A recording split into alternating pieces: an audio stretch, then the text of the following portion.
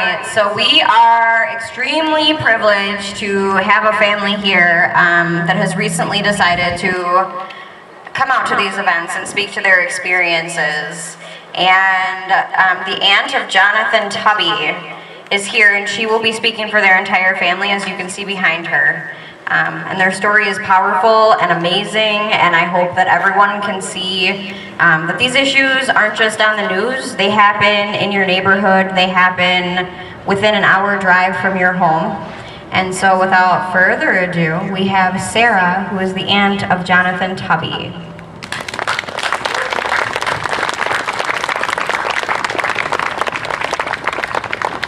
Suguli swagwek, glun hakohe ni yunget swagay sklewage ni magita lo, nin onya taaga kalihori nashoni. Hello, my name is Glun Hyako. That's my indigenous name. It means she's a sky woman, big sky woman. My English name is Sara. These people alongside me are my children and two of my best friends. We grew up together since we were young, so I'm thankful for the support. And to be invited here also. As many of you know or have heard about Jonathan Tubby, that was my nephew. That was my oldest sister's son. He was the firstborn in our line. He was my mom's first grandchild, and he was the first boy in 3 generations in our family. We like to produce girls for some reason, so he carried a lot of responsibility being that first male in our family. In a cultural perspective for Oneidas, for us, your sister's children are yours. We go by clans. Our family's Bear Clan. We're Bear Clan because our mother's Bear Clan, because her mother's Bear Clan, and so on and so forth. We're matriarchal and matrilineal. So the way we raised our children, it wasn't cousins as most families believe. They're siblings. So me and my sisters, all our children, they consider one another siblings, not cousins. So these 3 young ones next to me, these are his younger siblings. So I'm thankful they get to stand here with me. They also encourage me and give me support. Coming here to speak on his behalf, we do it for them and our community and for everybody else out there. So our family has prepared a statement, and we've shared it in the past, but I'd also like to share it here with you guys if you don't mind.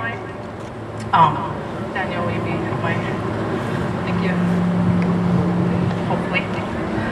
Suguli, hello everyone. I would first like to thank the organizers who reached out to the family and involved us in this event. The death of George Floyd has reopened wounds that we were trying to heal.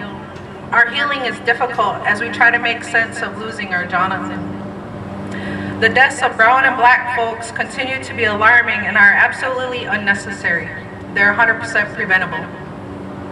There is so much work that needs to be done, it's overwhelming for us. I would like to share a short snapshot of the night that Jonathan was killed. Since the very first stories came out in the media, the community has been painted a certain picture. So we have a perspective presented to us by the media, then the district attorney, then the Green Bay chief of police, and through depositions we are seeing the perspectives from the officers who were there that night. But I want us to not forget Jonathan's perspective. We will never be able to hear his side of the story. That is why our family continues to fight. We fight for our Jonathan and being able to give him a voice in all of this. We continue to fight for justice. Before I jump into the night he was killed, I would like to share a snapshot of Jonathan Collins Tubby. Jonathan was goofy. We loved to have fun. He was fun to be around, and he always had this great smile. He could walk in a room and he'd smile and it would just brighten up your day. He had a very kind heart. He was always giving. He always went hard for those whom he loved, and he considered his friends and his family. He was fashionable. He liked to make sure all his clothes and shoes matched. He loved pizza subs from Subway. He didn't like to burden people with his problems, and he never spoke poorly of others, even those who did wrong against him. He was helpful, he was respectful, and mostly important, he was nonviolent. On October 19, 2018, Jonathan Tubby was stopped for a traffic violation by Officers O'Brien, now known as Sergeant O'Brien, by the way, and Officer Warnicki of the Green Bay Police Department.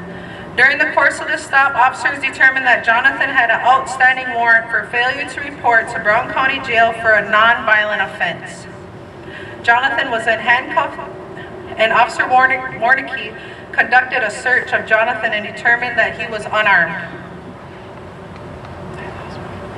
According to O'Brien's deposition, he observed the search of Jonathan by Warnicki in his peripheral vision, while observing the other passenger in the vehicle. Warnicki states that O'Brien observed him searching Jonathan with no corrections. O'Brien also stated in his deposition that he trusted Warnicki to handle Jonathan based on his confidence in Warnicki as far as his policing ability and search techniques.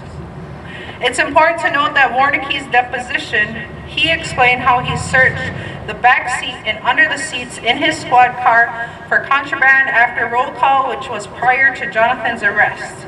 Warnicki also stated that he found no weapon in his search of the squad car prior to Jonathan's arrest.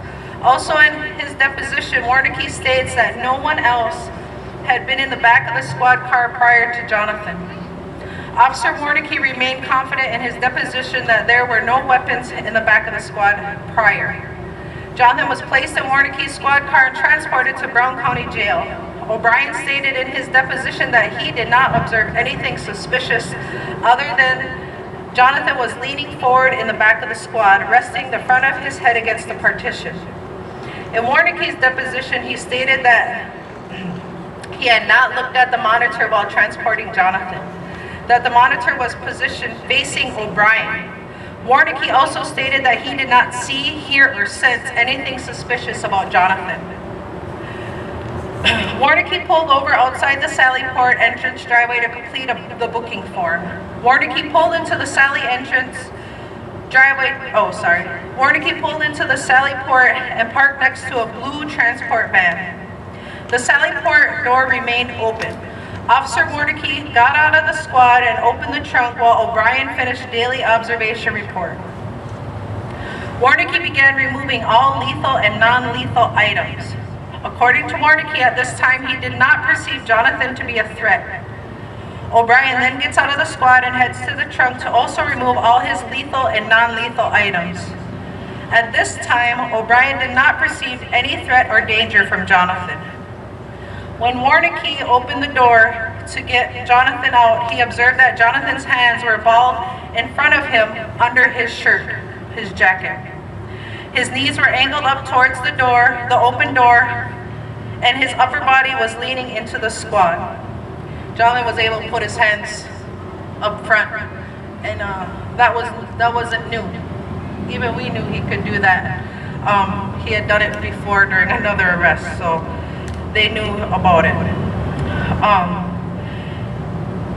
Warnicki asked Jonathan to step out at one time. Jonathan stepped out at one time, put his hands on Jonathan's knee to guide him out of the car, at which point Jonathan states, "I'll do it." That confused Warnicki and frightened him because he wasn't sure what Jonathan's statement meant. Warnicki was confused as to why Jonathan's hands were in front of him. Warnicki, in his deposition, he even stated when Jonathan said that, he didn't say it out of anger, there was no emotion. He just said, "I'll do it." Warnicki shut the door and went to the back of the squad by O'Brien. O'Brien did not finish removing lethal and non-lethal items from his person. Officer O'Brien stated that he observed movement in the squad, and Officer Warnicki caught Officer O'Brien's attention. According to O'Brien's deposition, Jonathan refused to exit the police car. According to Warnicki's statement, O'Brien looked through his back window of the squad, shining his flashlight into the back seat, and tells Warnicki he has a gun. So he's behind an open trunk, leans over, put a flashlight on Jonathan, and states he has a gun. That's what he's saying.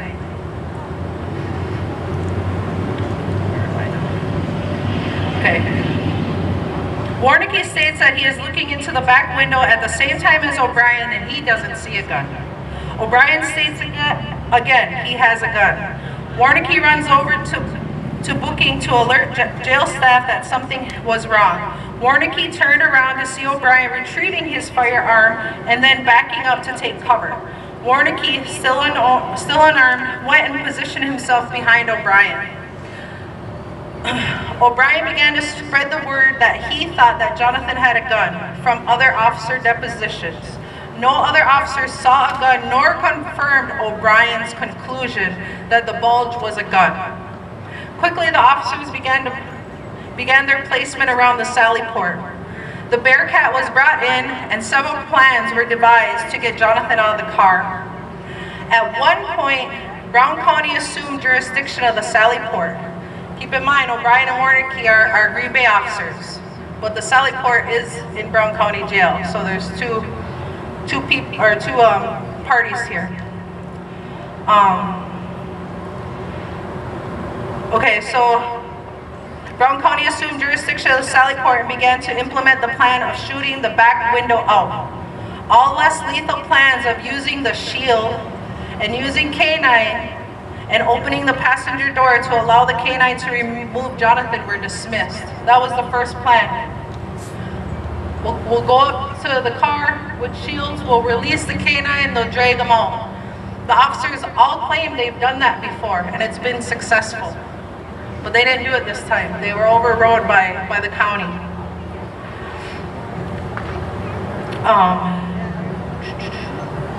During this time, okay. Am I right here? Sorry guys. Okay. During this time, the plan of shooting the window or any plan of what occurred next was not relayed or discussed with all the officers in the unsecured Sally Port. This plan was shared with a select few. Many officers talked about the importance of maintaining containment. However, the opening of the back window and administering mace to a confined area eliminated containment and gave Jonathan a way to exit. Many officers stated that they did not think that Jonathan would exit the back window and expressed there was no plan on what would happen next. In the depositions, many officers answered that there was no urgent need to remove Jonathan. Many officers supported the initial plan of less lethal option. Many officers expressed that the final plan used could have had a part in the death of Jonathan. In fact, one officer stated that if the initial plan was followed, that the worst case scenario would have been that Jonathan would have went to the hospital with a few dog bites. If that plan was followed, Jonathan would be alive today. The concept of officer override that occurs as part of Green Bay PD training never took place on October 19, 2018. Had officer override occurred, the less lethal routine of extracting Jonathan from the car would have occurred and the death of Jonathan would not have happened. Had officer override occurred, Officer O'Brien would not have come around the corner of the Sally Port door and shot Jonathan. Jonathan was restrained by police K9, face down on the ground. Instead, as a result of the lack of training, a disagreement emerged between Green Bay Police Department and Brown County Sheriff's Office concerning how to remove Jonathan from the squad. Eventually, against the suggestion of ranking SWAT officer of Green Bay PD, Brown County Lieutenant Zygo made the decision to break out the back squad window, and Green Bay police officers administered mace to the back of the squad where Jonathan was. The lack of the plan, the lack of policies, the lack of understanding of who was in charge, and the lack of agreement on how the situation would proceed caused the death of Jonathan. While this is far from all the details that we have heard from that evening, it is just the start of what really occurred on the night of October 19, 2018. More can be found on the DOJ website, and updates will be posted on the Justice for Jonathan Tubby's Facebook page. Police Chief Smith recently put out a statement on the Green Bay Police Facebook page about all the training that officers do. However, in depositions taken from officers in January of this year, it has been questioned. When the last training of use of force, constitutional policing, de-escalation, and concept of human dignity was held prior to Jonathan's murder. Many of the officers could not recall the different steps that were required in these processes, nor could they explain their learning experience and the content of their training. It also appears that many of the officers cannot accurately define what justifies the use of lethal force or steps that are required or analyzed before lethal force is considered. During depositions, a lot of the answers we got is, oh, I don't recall. I don't remember. Those are daily policies they have to follow, and that was their responses. I'm one of the administrators for Jonathan, so I sit in on those depositions. I sat across from O'Brien. I sat across from Warnicki, and that's what they said. I don't recall. Every day, those are their job. Every day they do that. I don't recall was their answer. Pretty scary. We as community members need to question the hiring process for officers. Officer O'Brien, who delivered the fatal shots, 5 in total, in the back of Jonathan's head, his neck, and his shoulders, was less than honorably discharged from the armed forces. And he didn't put that on his application, by the way. Officer O'Brien also self-admittedly suffers from depression and somehow made it through the HR process of hiring and was not held accountable for omitting his enlistment and his discharge from the armed forces on his employment application. He also failed to disclose prior disorderly conduct charges. Why? Because in his words, there were not enough lines on the application. From the beginning, we wanted Officer O'Brien held accountable. We wanted him to be fired, but that didn't happen. Instead, he was promoted. We're still asking that since he lied on his job application and didn't disclose pertinent information, that he should be let go. Jonathan's death was preventable. The lack of communication, direction between Brown County Sheriff's Department and the Green Bay Police Department contributed to Jonathan's death. To all those naysayers who are out there that keep telling us to let it go, accept it, move on, hell no. That's right.